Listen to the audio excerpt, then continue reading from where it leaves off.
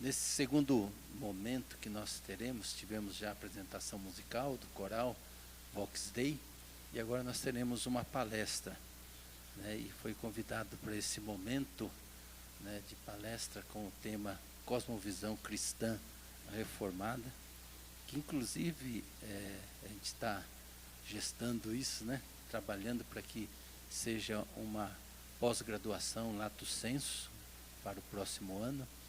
E o professor Ítalo Francisco Curcio, que é diretor executivo da Fundação Eduardo Carlos Pereira.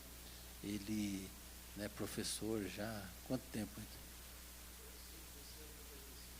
50 anos de docência.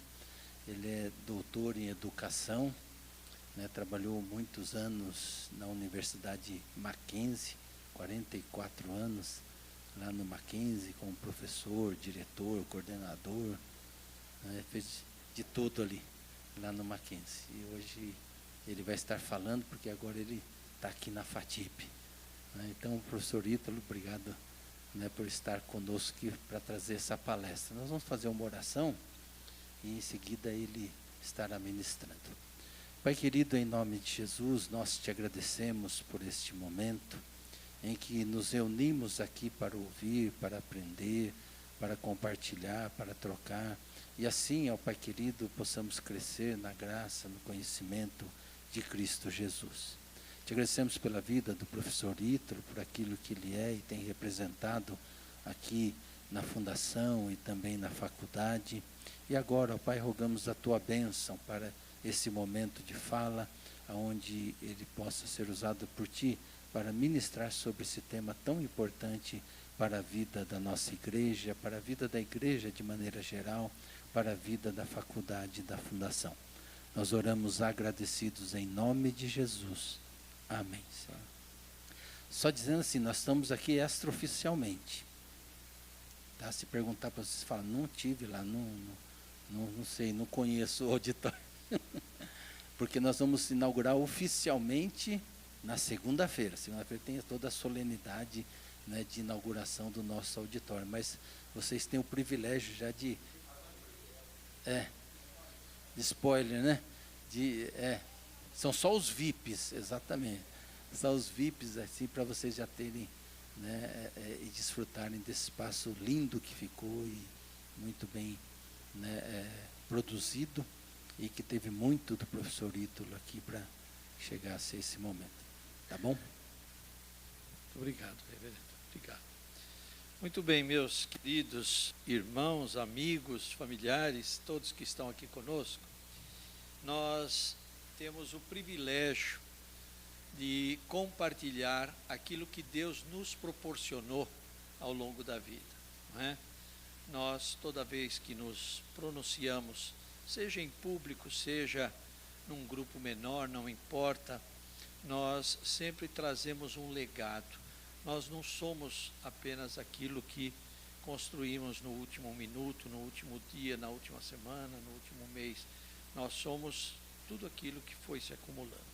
Eu tive um professor que me disse certa vez o seguinte: eu estava fazendo pós-graduação na área de física nuclear, mas eu fui convidado para trabalhar no Mackenzie na época, e com uma carga horária bastante atraente, um salário atraente, e aí chocava o horário com a minha pós-graduação. E eu falei com o meu orientador na época, infelizmente eu vou ter que, né, desistir aqui desse curso, e vou, né, assumir esse emprego e vou começar uma outra pós-graduação. Ele falou, não se preocupe, tudo que você aprendeu na vida você vai usar. Então eu trago essa mensagem comigo desde aquela época, um grande professor que me deixou essa marca e eu compartilho sempre. Hoje nós vamos falar de um tema específico, um tema que eu tenho trabalhado já há alguns anos. Fui coordenador desta área na Universidade Presbiteriana Mackenzie, e na época também era uma novidade, foi um curso novo que foi construído lá. Ele foi herdeiro de um núcleo de ética e cidadania, mas a ética e cidadania ela tinha um certo limite, Por quê? Porque muita gente perguntava, mas a ética, não é? A ética, sob o ponto de vista filosófico, a gente estuda teoricamente, é bastante interessante, mas no dia a dia, muita gente confunde a ética como normas de conduta. Existe uma certa semelhança, sim, não é? Porque as normas de conduta são pautadas por uma ética, mas a ética é muito mais. E para que a gente realmente conseguisse levar essa mensagem às pessoas, era preciso saber o que é que essas pessoas carregavam na sua história. Porque a ética em si é o quê? É um conjunto de princípios e valores ligados a uma cultura. A ética advém de uma cultura. Então, você não pode dizer necessariamente que o sujeito é antiético. Que ética? Ele pode ser antiético em relação à minha ética e pode não ser em relação à ética dele. Então, isto traz uma outra leitura mais avançada e, ao mesmo tempo, mais profunda, que é o tema cosmovisão. Só que cosmovisão também é um tema bastante abrangente e é preciso fazer recortes. Por quê? Porque nós veremos daqui a pouquinho, existem muitas cosmovisões. E hoje nós falaremos de algo muito restrito, é um recorte do recorte do recorte que se chama cosmovisão cristã reformada. Então nós vamos tentar falar rapidamente sobre isso, porque isso é motivo de um curso, como disse o reverendo professor Marcos há pouco. Nós estamos trabalhando para construir um curso de pós-graduação, 400 horas para falar de cosmovisão cristã reformada.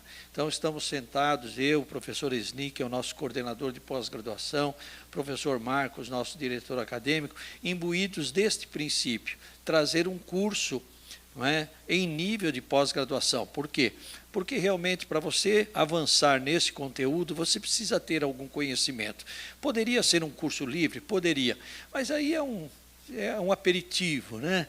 E pode ser que muita coisa se perca ou se entenda errado. Então é importante que as pessoas que o façam tragam uma certa bagagem. Então a primeira pergunta que eu trago é essa, né? O que é que eu entendo por cosmovisão? O que é que eu entendo por cosmovisão? Se eu fizesse essa pergunta aqui, você responderia? Então é por isso que eu tento trazer aquilo que se trabalha não só na literatura, mas também no dia a dia, com as pessoas que a gente convive, não só na família, não só no meio profissional, mas na igreja, mas na sociedade como um todo, quando nós fazemos as leituras por meio das notas de imprensa, jornais, revistas, telejornais, radiojornais e por aí adiante. Então, segundo os registros que nós temos, os registros que são aceitáveis, porque esse é outro problema na academia, nós não podemos trabalhar em cima do achismo, eu acho. Claro, tem muito achismo que às vezes tem fundamento, mas então fundamente, traga esses fundamentos. Na academia a gente precisa estar atento a isso. Então, segundo esses registros mais sérios, aqueles que nós aceitamos, o conceito que nós queremos compartilhar com vocês, ele surgiu no final do século XVIII, de forma mais contundente. E tem essa expressão alemã, que eu vou arriscar aqui na pronúncia, eu botei no Google várias vezes, para ouvir a pronúncia, então eu vou tentar ver, que a gente diria mais ou menos assim, Weltanschauung.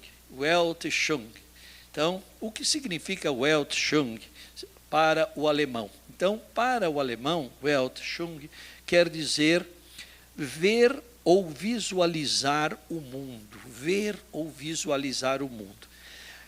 Tem uma expressão italiana que é também bastante interessante quando nós fazemos as traduções, e essa expressão deve ser bastante cuidada. Essa expressão italiana diz assim, tradurre é tradire, quer dizer assim, traduzir é trair, ou seja, toda tradução já é uma fonte secundária, porque toda tradução passa por uma percepção pessoal, passa por uma interpretação pessoal. Por isso, quando você, por exemplo, precisa conhecer alguma obra, e tente conhecê-la no original, na língua original. Por isso que quando vocês veem estudantes de filosofia aí, muitos estudantes de filosofia se esmeram em pelo menos um idioma além do nosso português e do inglês, não é? Português e inglês é obrigatório, tá? Isso aí é ponto pacífico. Mas nos estudos de filosofia você vê, por exemplo, que alguns se dedicam ao alemão. Por quê? Porque muitas obras poderosas, aí, sobretudo a partir do Renascimento, elas foram escritas por pensadores alemães. Outra língua que muitos estudantes de filosofia também perseguem é o italiano. Muitos filósofos também famosos, conhecidos, né, são italianos, e outros são os franceses. Então, as três línguas que realmente fundamentam a filosofia, que nós podemos chamá-la de contemporânea, são essas, né? E, claro, o inglês e o português porque é a nossa língua pátria, e o inglês porque hoje é uma língua que pode ser considerada universal, tá certo? Já foi o latim, ainda continua sendo em algumas áreas, mas bem restritas, tá bem? Então, aqui vem o primeiro conflito, quando nós queremos traduzir, não é, essa palavra feia aí em alemão.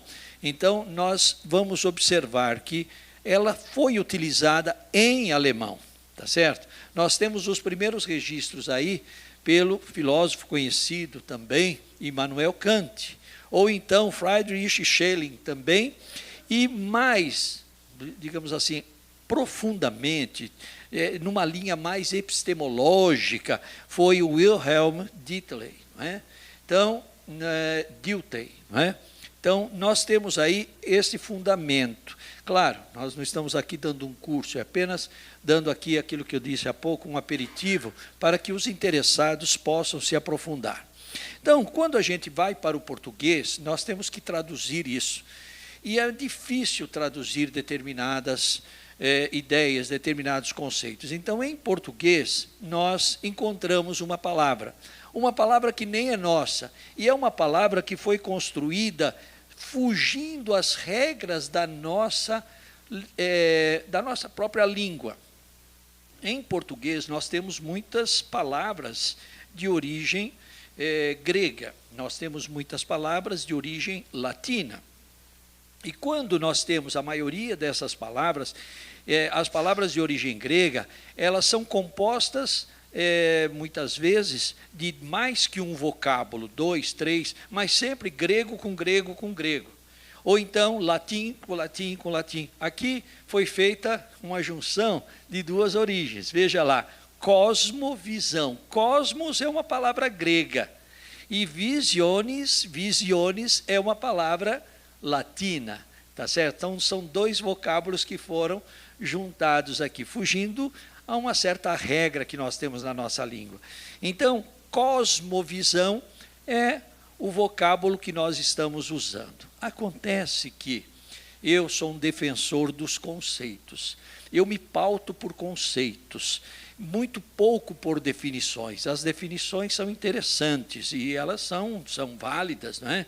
Se eu perguntar para o irmão, para a irmã, escuta, o que é uma cadeira? Você pode definir cadeira, mas será que a sua definição é suficiente para me explicar o que é uma cadeira? Como eu conheço várias cadeiras, talvez isso não seja tão complexo. Porém, se você parte para algo que eu não conheço, pode me dar margem a muitas interpretações.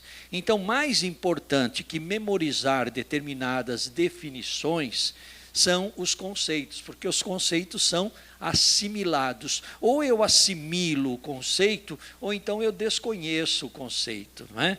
Então, por exemplo, nós temos aí na física, né, minha primeira área de estudo, um conceito, força. O que é força? Muita gente fala, não, força é massa vezes aceleração. Lembra dessa formulinha do primeiro colegial? Não, isso aí é uma definição matemática em cima de um modelo matemático. É interessante? É errado? Não, não é errado, mas muito mais do que isso é assimilar o conceito de força.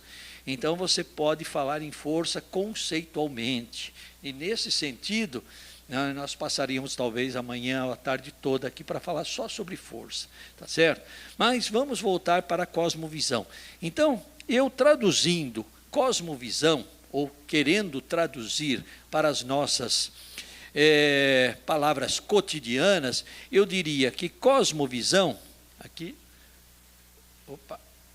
isso, cosmovisão, está aí, visão de mundo, visão de mundo. Então, muitas pessoas falam cosmovisão ou visão de mundo. Sabe por quê?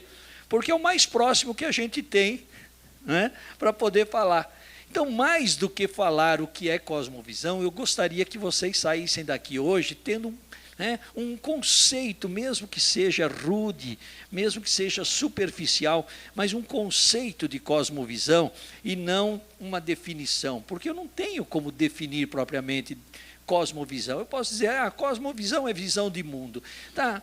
É muito pouco, né? Então, se eu falasse, por exemplo, a linguagem em nível de fenomenologia da percepção de Merleau-Ponty, por exemplo, eu ficaria em dúvida, será que é visão de mundo ou percepção de mundo? Porque perceber, muitas vezes, é muito mais do que ver.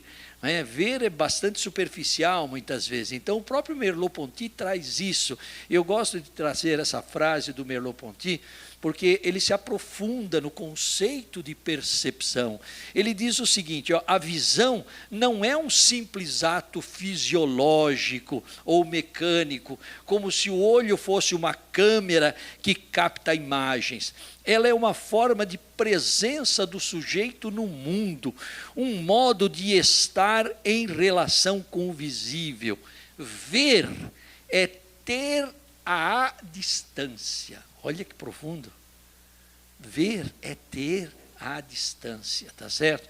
Então, isso é muito importante para todos nós. Então, a percepção é algo que nós temos que avaliar. Então, talvez, mais do que visão de mundo, é uma percepção de mundo. Muito bem.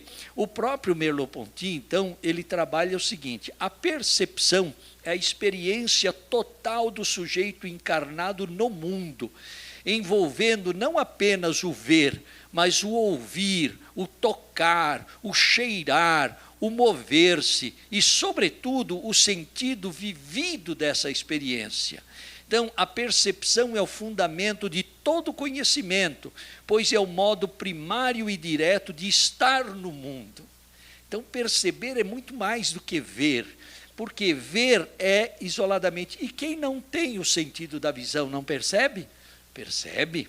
Percebe pelo tato, percebe pelo olfato, percebe pelo paladar, não é?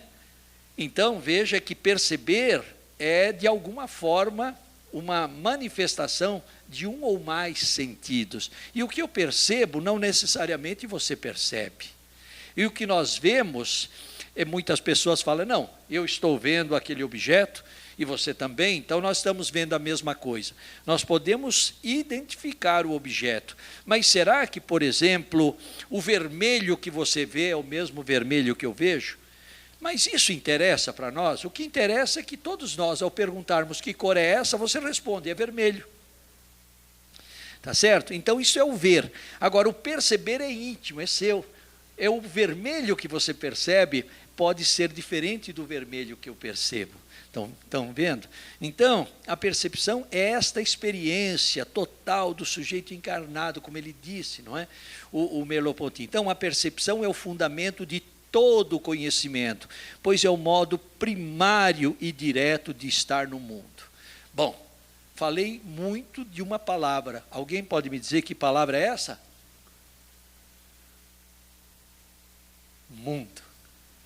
Por quê? Nós falamos em visão de mundo, percepção de mundo, perceber o mundo, estar no mundo. O que é mundo para você? O que é mundo para mim?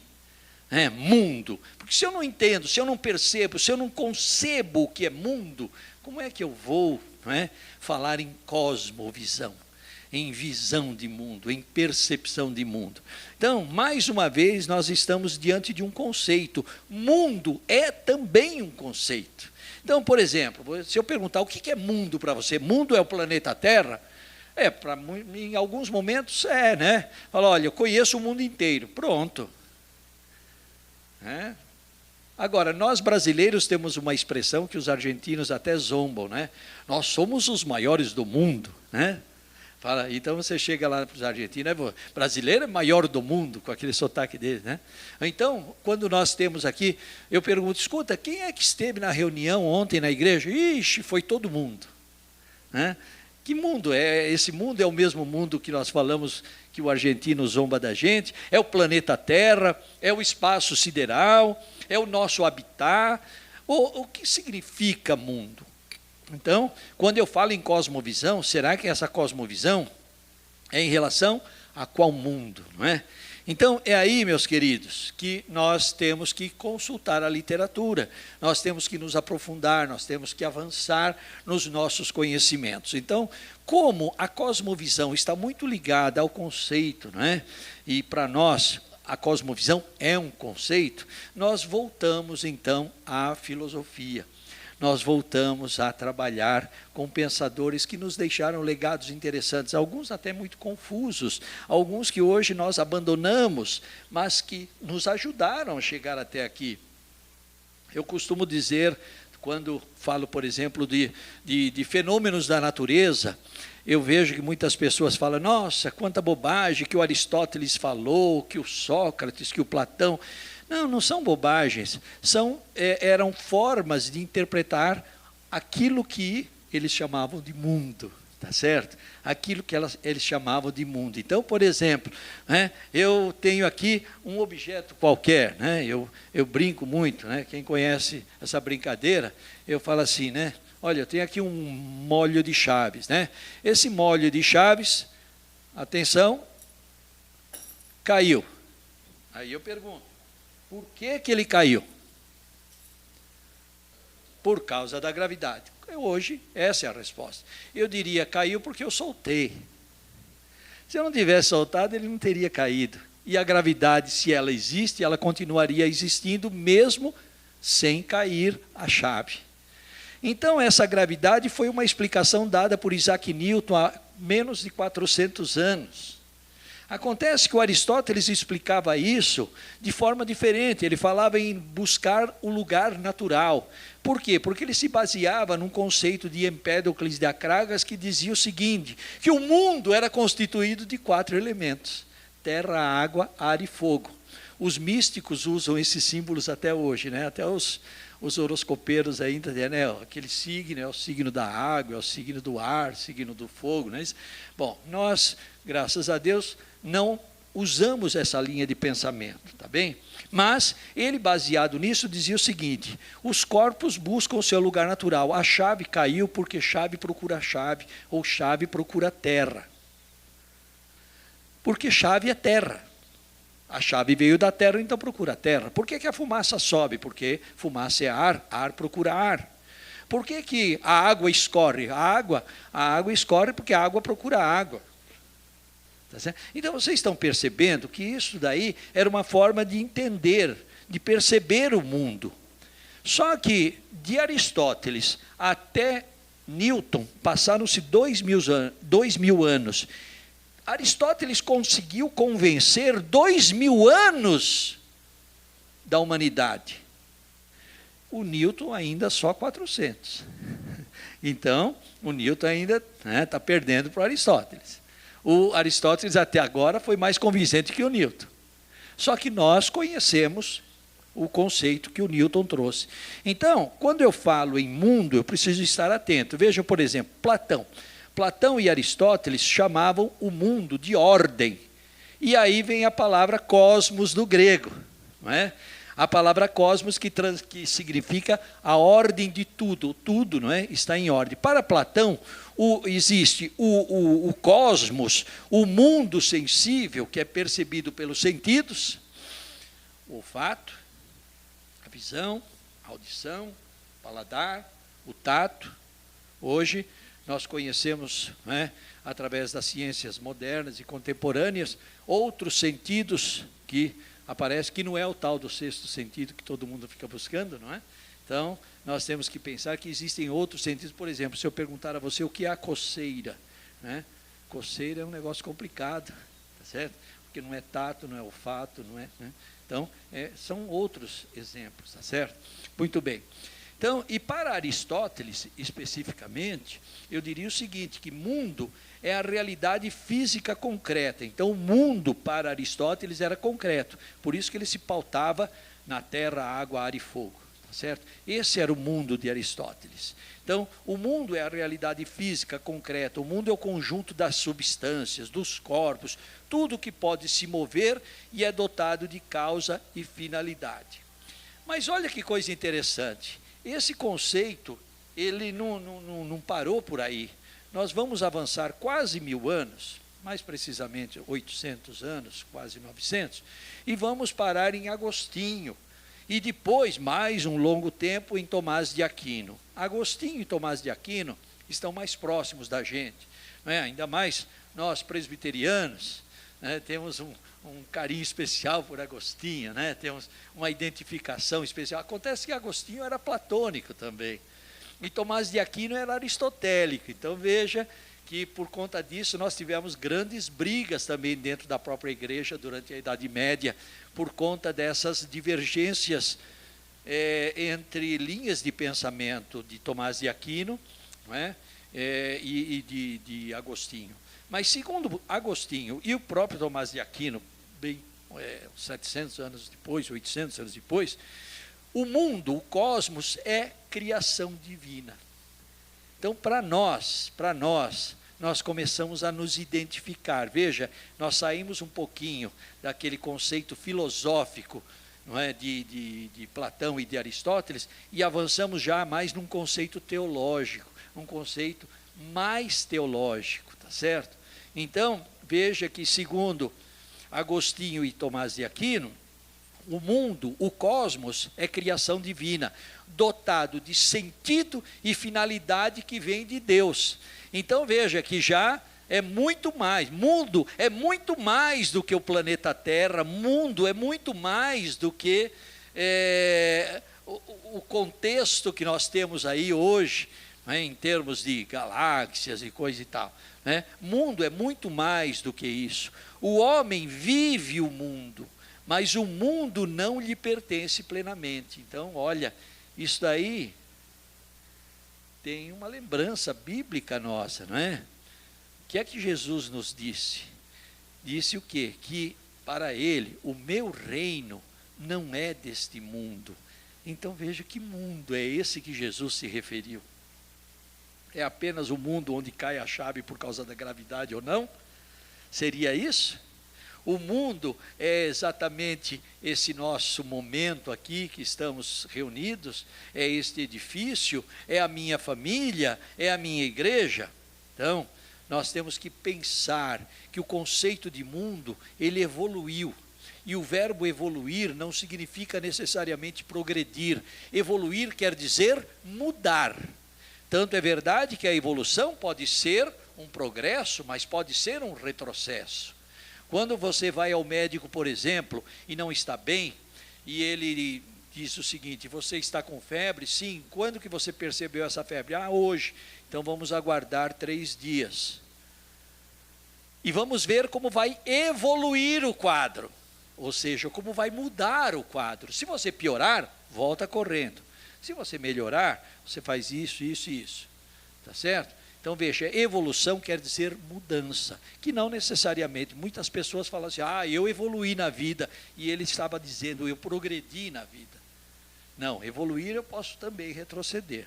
Então evolução é mudança. Então, nós tivemos mudanças no conceito de mundo, que não significa necessariamente que nós progredimos ou retrocedemos. Simplesmente eu digo, mudamos. Então, na modernidade, eu já estou falando do século XVI, século XVII, XVIII, né, com o surgimento da ciência, o mundo passa a ser entendido como objeto de conhecimento. Conhecimento, não é? Lá do latim cognoscere, que quer dizer o quê? Vir a saber. Então, vir a saber, quando você fala em conhecer, não significa que você se aprofunda, você apenas tomou conhecimento.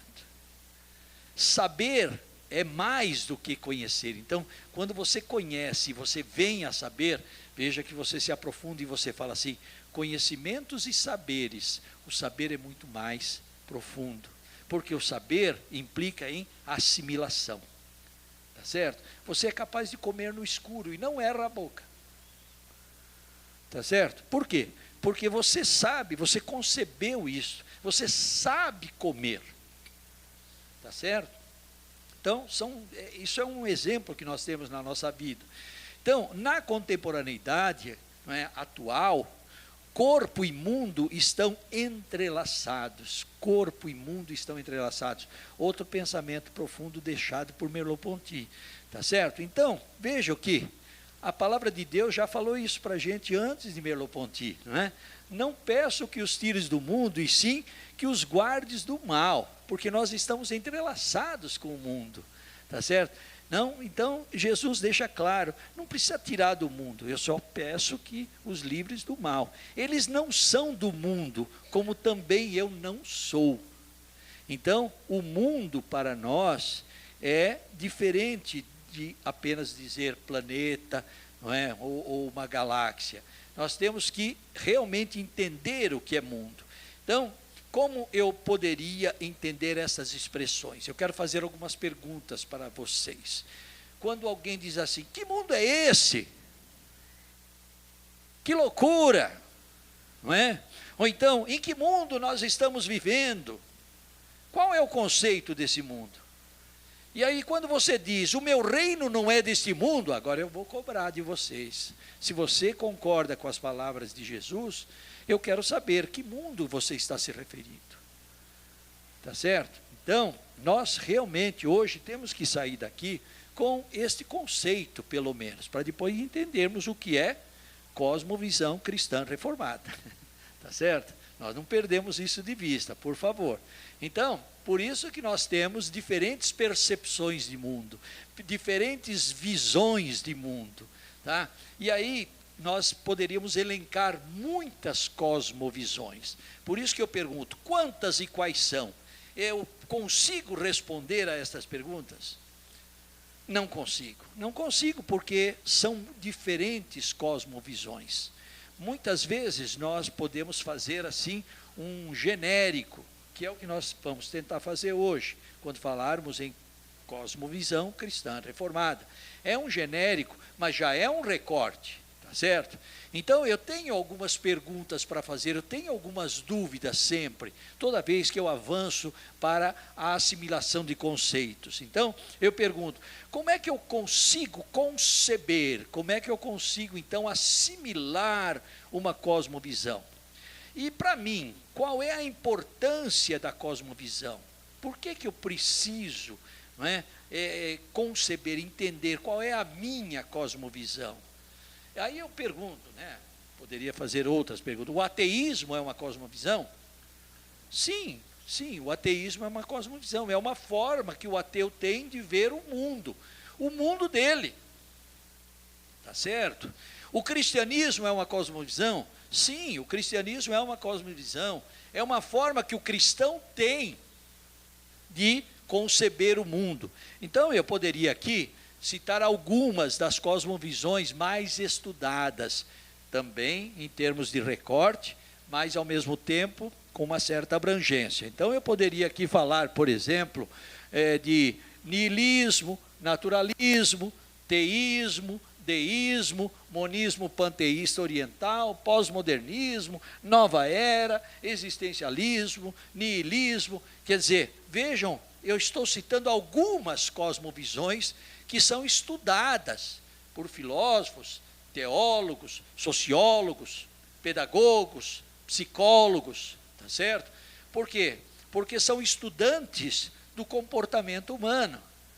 E o comportamento humano, ele se baseia em cosmovisões, tá certo? Então eu vou pegar só duas cosmovisões que nos interessam hoje. Uma delas se chama deísmo e a outra teísmo. Olha só, deo, do latim, Deus. Theo, do grego, Deus. Ismo, esse prefixo, ismo quer dizer o quê? Seguidor, que aceita, que se orienta. Então, deísmo se orienta, segue Deus. Teísmo, a mesma coisa. Então deísmo e teísmo são sinônimos. Veja o perigo da definição, aquilo que nós falamos no comecinho do nosso encontro hoje. Se eu fizesse definição de deísmo e definição de teísmo, pontualmente é a mesma coisa. Mas, hoje, por conta dos nossos estudos de cosmovisão, por conta de uma profundidade filosófica e epistemológica, eu tenho a diferença entre deísmo e teísmo. E para nós, cristãos reformados, isso tem um significado muito importante que daqui a pouquinho nós vamos abordar. Então, quando eu falo em deísmo e teísmo, cuidado, não são sinônimos. Por quê? Porque são conceitos diferentes, tá? Então, embora no primeiro momento essas palavras possam parecer sinônimos por conta da etimologia, não são sinônimos. Bom, então, o que é o deísmo? Então, vamos pensar. Deísmo é uma cosmovisão, que embora tenha um Deus como criador do mundo, esse Deus serviu para criar e ponto final. O mundo que se vire. Que mundo é esse? O planeta Terra? As estrelas? O ser humano junto? O mundo. Deus criou o mundo. Então, um deísta crê que Deus criou o mundo. Por isso que muitas vezes essa pergunta ela é perigosa. Você crê que Deus criou o mundo? Sim. Você crê que Deus criou o mundo? Sim. Aí eu pergunto, que Deus é este? Que Deus é este? O meu Deus criou e continua a governar o mundo. O seu Deus criou e deixou para você cuidar dele. Veja a diferença?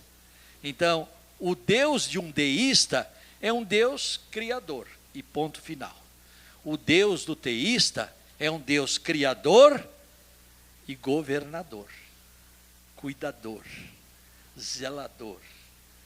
Tá certo? Então, é muito importante. O deísmo é uma cosmovisão que, embora tenha um Deus como criador do mundo, o mesmo serviu apenas para e tão somente criá-lo, pois a partir da criação ele se ausenta e faz com que este mundo siga por si só, sem nenhuma ação dele em sua conduta. Aí entra um outro ramo que eu não vou entrar hoje aqui, que é o caso do livre-arbítrio, né? Então, aí você segue uma outra linha. Então você faz o que quer, tá? Cuidado com isso, é apenas uma provocação. Então nós destacamos que a cosmovisão cristã não ignora a importância da ciência. Muitas pessoas falam assim, então você como cristão, você não crê na ciência, porque a ciência é algo que o homem pratica. Eu sim, eu sou um cientista. Se eu dissesse que eu não creio na ciência, eu deveria deixar de ser cientista. Não, eu creio na ciência. Mas eu creio na ciência como o quê? Uma permissão de Deus. Deus é que proporcionou as ciências. E no seu momento oportuno, você tem descobertas maravilhosas. Eu, quando estou passando mal, vou ao médico, sim, porque eu creio que o médico é uma permissão de Deus. E eu oro a Deus para que eu encontre o médico que vai me curar. Estão percebendo? Este é o meu mundo. Este é o meu mundo. Então, nós temos que entender. E quando nós falamos em teísmo, já o teísmo, ele crê no quê? Ele crê, é uma cosmovisão em que o sujeito crê que Deus criou todas as coisas, e além de criar essas coisas, Deus continua cuidando dessas coisas. Então, esta é a cosmovisão que nós realmente fazemos parte. E quando eu falo em teísmo, cuidado, aí nós temos que identificar também. Eu vou simplesmente me prender às 3 grandes religiões monoteístas que nós conhecemos: ao cristianismo, ao islamismo e ao judaísmo, né? Nós chamamos de religiões abrâmicas. Por quê? Porque todas elas se dizem herdeiras, né, dos princípios de Abraão. Pois bem, acontece que nós temos conflitos. Para nós, por exemplo, cristãos, nós somos teístas, sim. Cremos num Deus que criou e continua a cuidar da criação. Mas esse Deus é um Deus trinitário, é um Deus 3 em 1. É o Deus Pai, Filho e Espírito Santo. Já o muçulmano, ele também crê num Deus que criou e continua a cuidar da criação. Mas o Deus dele não tem a minha interpretação, não tem a minha adoção. Não é? Porque o Deus que eu creio é o Deus trinitário. Então o teísmo cristão é diferente do teísmo islâmico e diferente do teísmo judaico. O teísmo cristão é o teísmo que entende que Deus criou o mundo, criou todas as coisas, continua a cuidar desta criação, mas esse Deus é o Deus 3 em 1. Pai, Filho e Espírito Santo. Então agora, finalmente, eu posso falar um pouquinho da cosmovisão cristã reformada. Porque agora eu vou falar de uma cosmovisão, né, que foi recortada dentro desse universo de cosmovisões. Então eu tenho a cosmovisão cristã. E mais um recorte, cosmovisão cristã reformada. Por quê? Porque nós temos o cristão católico romano, o cristão católico ortodoxo, o cristão copta, o cristão adventista, o cristão metodista, batista, os pentecostais, enfim, nós temos aí vários cristãos, tá certo? Então, eu falarei agora do cristão reformado. Então, 3 perguntinhas para vocês agora, 3 perguntinhas para vocês. Vejam lá, o que é ser cristão? O que é ser cristão protestante? E o que é ser cristão reformado? Ué, mas não é a mesma coisa? Vocês estão vendo? A cosmovisão, a visão de mundo, a percepção de mundo. Então, nós temos um mundo que é percebido pelos cristãos de uma maneira geral. Todos os cristãos percebem muita coisa igual, por isso são cristãos. Depois nós temos o cristão protestante e temos o cristão reformado. Vamos começar pelo primeiro. O que é ser cristão? Tá? Não, isso eu já sei, professor. Não, tudo bem, mas precisamos falar, né? Senão fica um buraco aí, né? Então, ser cristão. Do latim, cristiano, né? O nosso técnico aí de TI chama cristiano, né? Então, eu falei ontem à noite, nós estávamos aqui, saímos daqui quase meia-noite, né? Então, estava lá o Daniel, estava o Cristiano, eu falei, ó, tá vendo quantos anjos que nós temos aqui? Então, né, um Daniel, um profeta, né? E temos um cristiano. Pois bem, cristiano quer dizer cristão. E a expressão ano, ou ão em português, quer dizer adepto. Adepto. Cristiano. Ano quer dizer adepto. Adepto de Cristo. Então, o cristão é um adepto de Cristo. Agora, quando eu uso o sufixo ismo, tá certo? O sufixo ismo, na prática, eu tenho que dizer, é a prática de um ato. Então, quando eu uso ismo, é algo que eu estou usando para me identificar como seguidor, como obediente, como alguém que segue. Então, o que é o cristianismo? Cristianismo é a prática dos atos dos adeptos de Cristo. Isso é cristianismo. Tá certo? Então, nós somos cristãos e seguimos, né, a Cristo. Por isso nós falamos em cristianismo. Então, nós temos aí o cristão de uma maneira geral. Mas nós temos o cristão protestante. Nós temos o cristão reformado. E aí, qual é a diferença? Quando nós falamos em protestante, todos os cristãos que não aceitam a doutrina católica romana são chamados de protestantes. Eu agregaria aí também a católica ortodoxa, mas porque os ortodoxos não são identificados como protestantes, tá? Então, eu tiraria aí os ortodoxos, né? Então, os cristãos que não aceitam a doutrina católica são protestantes. Agora, o cristão protestante, por quê? Não aceita a doutrina católica, mas aceita os princípios da reforma. Então, este cristão é protestante reformado. E quais são os princípios da reforma? São os 5 somentes. Estou falando em português. Em latim, os 5 solas. Tá certo? Então, nós que somos cristãos, protestantes, reformados, somos pautados por estes 5 princípios, tá certo? Então, a cosmovisão cristã reformada pode ser entendida como? Então, eu diria que a reforma protestante, ela me apresenta uma nova cosmovisão. Ela parte desses 5 princípios básicos que são conhecidos como 5 somentes. E quais são esses princípios? Não existe propriamente uma ordem, mas são 5. Tá bem? Nós não temos um registro assim, olha, esses são os 5. Isso tudo é fruto de um trabalho que foi avançando. Por isso que nós falamos que a reforma protestante, ela iniciou em 1517. Ela não aconteceu em 1517, ela começou em 1517. Então, um desses solas é este aqui, sola fide, não é? Somente a fé. A justificação por Deus recebida pelo homem se dá exclusivamente pela fé.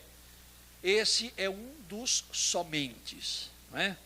Um outro é somente a Escritura, sola Escritura, que quer dizer o quê? Que a Escritura Sagrada, a Bíblia, para nós, cristãos, protestantes, reformados, é a única regra de fé e prática. Tá certo? Esse é um segundo princípio que nós nos pautamos para nos identificarmos como cristãos reformados. Somente Cristo, solos Christus. Então, existe somente um mediador entre Deus e o homem, Cristo. Não tem procuração para ninguém. Não, mas tem um cara lá que é amigo de Cristo e ele me ajuda. Tudo bem, ele pode te ajudar, mas ele não vai intervir nem interceder junto a Deus. Você tem que se ver com Jesus mesmo. É ele o único intercessor. Tá certo? Então nós temos aí um quarto princípio, né? O quarto é somente a graça, sola gratia, somente a graça. A salvação do homem vem pela graça de Deus, pois é um favor imerecido. Então, não sou eu que aceito a Jesus, Jesus é que me aceitou. Jesus é que me escolheu, tá certo? Então, isso também é uma discussão muito grande entre vários cristãos. Aí tem uma diferença básica entre alguns cristãos. Por isso que nós somos cristãos reformados, porque nós nos pautamos por esses princípios. Tá certo? E nós temos aí mais o quinto princípio, que é somente glória a Deus. Né? Glória somente a Deus. Nós devemos glorificar a Deus. Né? Então, eu ouvi esses dias uma dessas piadinhas que aparecem no Facebook, em que o sujeito falou assim: você está orando pelo presidente, pelo governador e pelo prefeito? Ele falou: eu não sirvo a dois senhores. Ele falou: mas desde quando o presidente, o governador e o prefeito são senhores? A palavra de Deus nos ordena orar pelos nossos governantes. Concorde eu com ele ou não, e eu me identifico com ele ou não, eu votei nele ou não, não importa. Então, eu gostei muito dessa expressão. Mas quem disse que eu estou agradando a dois senhores? Por acaso o presidente, o governador e o prefeito são senhores? Senhor para mim é só Deus. Os outros são meus governantes. Eu votei nele ou não, eu gostei dele ou não, não importa. É um mandamento, eu tenho que orar pelos nossos governantes. Aliás, não é? Se eu orar para o piloto do avião errar, eu vou cair junto com ele. Eu tenho que orar para que ele acerte, mesmo que eu não goste dele. Né? Muito bem. Então, a cosmovisão cristã reformada, então, ela é pautada por esses 5 princípios. E aí, nós, cristãos reformados, temos uma confissão de fé, que foi constituída, né, ao longo de quase 100 anos. Né? Demorou a beça para chegar nela. Então, alguém poderia dizer assim, mas a confissão de fé de Westminster, ela fala dos 5 solas, está lá, né? Estão lá os 5 solas? Especificamente não, mas se você buscar na confissão de fé de Westminster, que é a que nós aceitamos, né, nós vamos encontrar sim. Por exemplo, quando você buscar lá no capítulo 11, né, no capítulo 11 da Confissão de Fé, você encontra sim a sola fide, você encontra somente a fé. Se você for na Confissão de Fé de Westminster, no primeiro capítulo, ele fala da Escritura, somente a Escritura. Se você for na Confissão de Fé de Westminster, no capítulo 8º, você vai ter lá também a menção do solos Christus. Se você for na Confissão de Westminster, no capítulo 10, você vai encontrar lá somente a graça. E se você for na Confissão de Fé de Westminster, no 2º capítulo, você encontra que glória somente a Deus. Então, quem gosta de estudar essas coisas, também pode fazer uma pequena anotação. Então, caminhando para o nosso final, meus queridos, eu posso já trabalhar mais profundamente no conceito de cosmovisão cristã reformada, tá certo? O que é a cosmovisão cristã reformada? Vamos ver se vocês vão lembrar um pouquinho do que eu falei agora há pouco. Quem é que disse que o mundo é sensível, que é percebido pelos sentidos, que o mundo inteligível é o mundo das ideias? Platão. Então, nós somos um pouco platônicos, porque para nós cristãos reformados, nós entendemos que o mundo, ele é percebido pelos nossos sentidos. Nós entendemos que o nosso mundo é um mundo inteligível.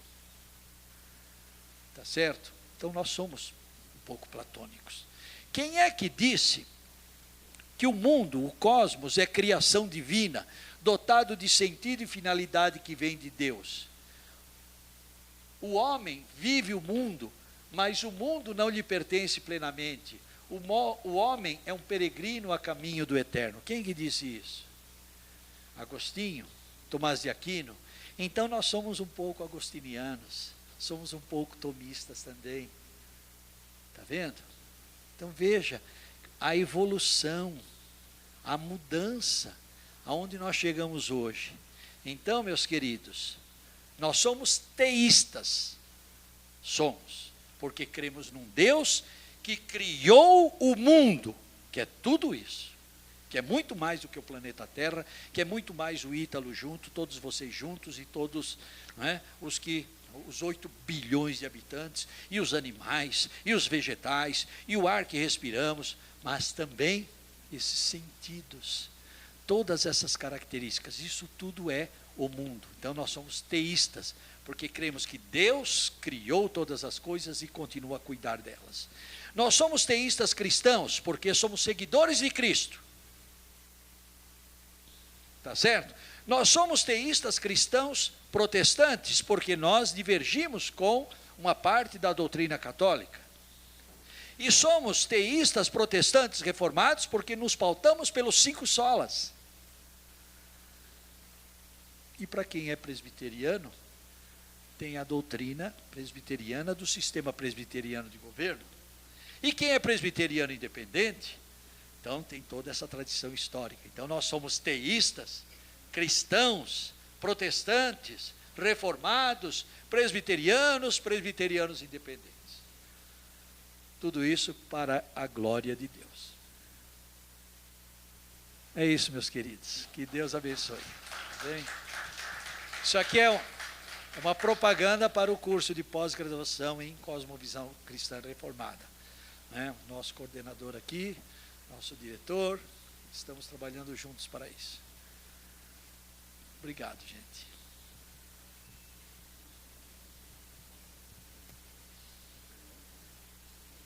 Se alguém quiser fazer perguntas, seja à vontade, viu?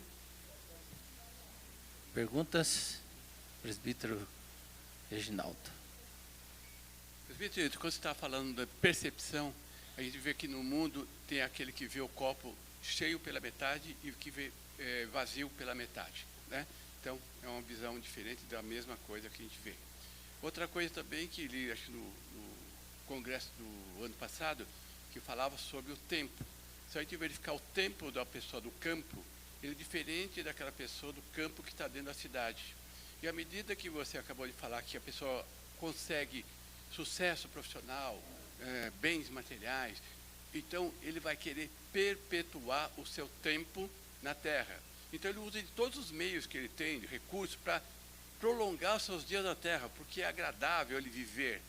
E aquele que realmente vive a vida de Cristo, ele vive intensamente a sua vida, mas fala assim: Deus, estou pronto para ti. Ele vive assim, aquela vida que Deus lhe proporcionou, mas ele está preparado para aquela vida futura. Enquanto que aquele que tem uma visão na Bíblia, que é aquele grande fazendeiro que teve uma grande colheita, e falou: farta-se a alma, né? Deus falou: hoje mesmo levarei tua alma. Então, você verifica que em termos de percepção, que é diferente quando você fala em cosmovisão, porque quando a gente tenta verificar a parte prática, é complicado. Ainda mais agora, com a inteligência artificial, hoje o homem não faz mais nada. Até pensar, ele deixa que os sistemas pensem por ele. Então, ele só quer viver no gozo, no prazer, né? Então, no nosso tempo, a gente fazia as coisas para viver. Nós perdíamos tempo para preparar alguma coisa para gozarmos depois. Hoje não, já vem tudo pronto, né? Então hoje as pessoas recebem tudo pronto, depois vai gastar energia numa academia pagando. Então, de vez em quando, eu não entendo essas coisas. Mas exatamente essa cosmovisão que a gente tem que trazer umas coisas práticas do nosso dia, para a gente ter essa percepção de vida, para saber o que estamos fazendo aqui. Estamos servindo a Deus, fazendo nossa obra na terra, para depois gozar, ou queríamos já entrar no pleno gozo e realmente esquecemos de Deus. Então, hoje, o grande desafio das igrejas hoje é o prazer que o mundo concede às pessoas, que depois, para vir para a igreja, não vem, porque realmente é uma concorrência desleal.